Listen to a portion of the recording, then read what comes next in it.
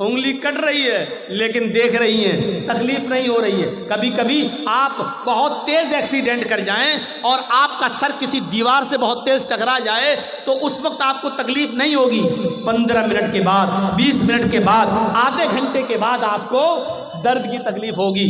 ایسے ہی یہ عورتیں یوسف کے حسن کو دیکھ کر شستر رہ گئیں، ہاتھوں کی انگلیاں کٹ کٹ کے زمین پر گر رہی ہیں، لیکن ان عورتوں کو تکلیف نہیں ہو رہی ہے۔ اور انگلی کٹی نہیں تھی ایسے چھری چل گئی ہو نا، تھوڑی سی کٹ گئی، نہیں، قطعنا ایدیہن، عربی زبان میں قطع یقطع کے معنی کاٹنا اور قطع یقطع تختی کے معنی ہوتے ٹکڑے ٹکڑے کرنا۔ ان عورتوں نے اپنی انگلیاں کاٹی نہیں تھی بلکہ کٹ کٹ کے گرنے لگی، ٹکڑے ٹکڑے ہونے لگی۔ الفاظ کی زیادتی معنی کی زیادتی پر دلالت کرتی ہے۔ ان عورتوں کی انگلیاں کئی جگہ سے کٹی اور چیخ کر کہنے لگی ما ھذا بشرا، ما ھذا بشر، یہ کوئی انسان ہے ہی نہیں۔ آئے بادشاہ مصر کی بیوی، تو کس کو دکھا رہی ہے؟ یہ تو انسان لگتا ہی نہیں ہے۔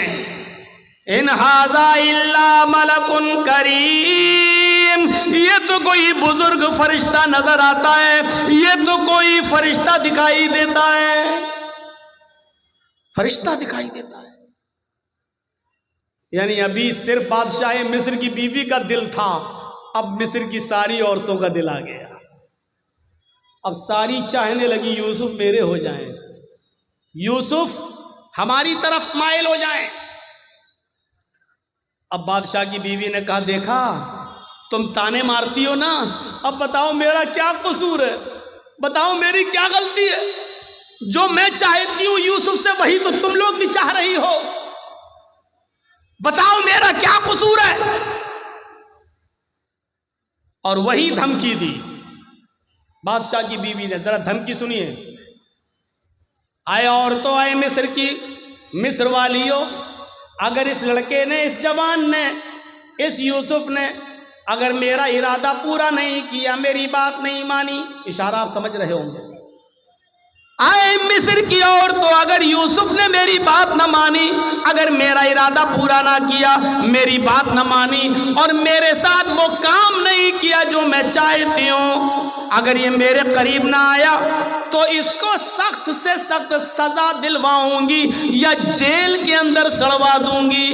جیل کے اندر سڑے گا، یہ جیل کے اندر اپنی پوری زندگی گزارے گا۔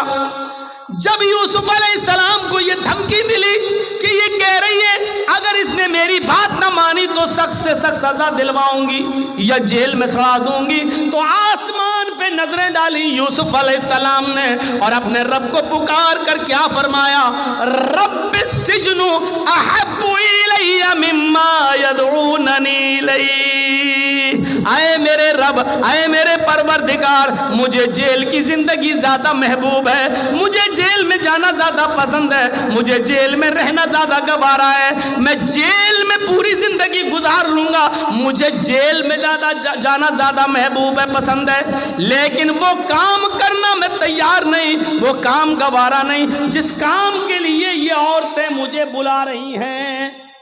یعنی ایک نہیں بلا رہی تھی، کئی عورتیں بلا رہی تھی ساری، تو کیا کہا؟ اے اللہ، جیل میں جانا پسند ہے لیکن وہ کام کرنا پسند نہیں جس کی طرف یہ مجھے بلا رہی ہیں۔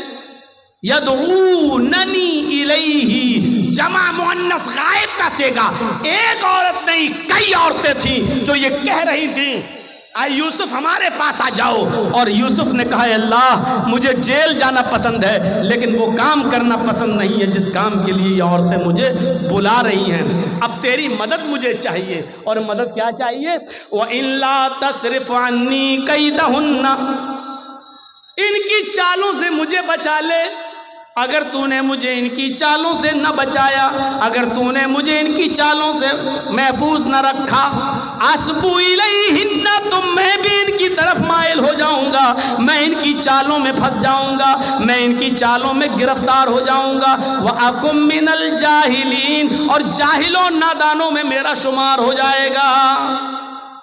یعنی عورتوں کی چالوں سے بچنے کے لیے یوسف علیہ السلام بھی دعا کر رہے ہیں اللہ سے کہ اللہ میں جیل میں چلا جاؤں گا یہ پسند ہے، لیکن وہ کام کرنا پسند نہیں ہے جس کی طرف یہ مجھے دعوت دے رہی ہیں، ہاں لیکن تو مجھے ان کی چالوں سے بچا لے۔ پتہ نہیں کون سی چالیں ہیں، پتہ نہیں کیسی کیسی چال یہ استعمال کر کے مجھے اپنی طرف مائل کر لیں، اس لیے میرے پروردگار تو مجھے بچا۔ اور پھر بھی یوسف علیہ السلام چال سے بچ نہیں سکے۔ آؤ یوسف ایک کام ہے، کہ اچھا چلو کام ہے، میں تو خریدا ہوا غلام ہوں ان کا، بات ماننا پڑے گی، آؤ ادھر آؤ۔ وہ یوسف کو لے گئی، دروازہ بند کر دیا، دوسرے کمرے میں لے گئی، اس کا دروازہ بند کر دیا، ایک اور کمرے میں لے گئی، اس کا دروازہ بند کر دیا، وغلقت الابواب، ایک نہیں کئی دروازے تھے بند کر دیے، اور آخری والے روم میں لے جا کر کہا یوسف آؤ آج تنہائی ہے، موقع ہے، کوئی نہیں ہے، آؤ میں کب سے تمہارے بڑے ہونے کا اور بالغ ہونے کا انتظار کر رہی تھی، آؤ تمہاری خوبصورتی اور حسن نے مجھے تمہارا دیوانہ کر دیا ہے، آؤ میری طرف آؤ۔ یوسف علیہ السلام نے کہا معاذ اللہ، اللہ کی پناہ، کیا اسی لیے تم مجھے یہاں لے کر آئی ہو؟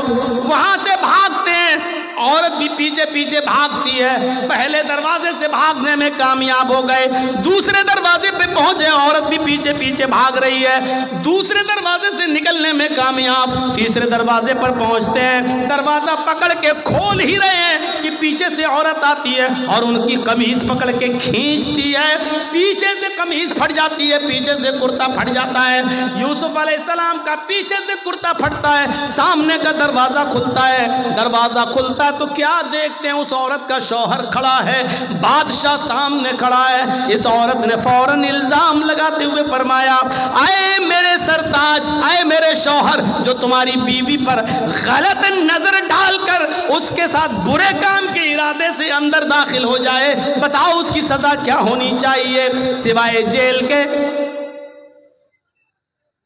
مکر و فریب کر کے یوسف علیہ السلام کو جیل پہنچا دیا۔ مفسرین کا اختلاف ہے، کسی نے لکھا 7 سال جیل میں رہے، کسی نے لکھا 10 سال جیل میں رہے، بہرحال ایک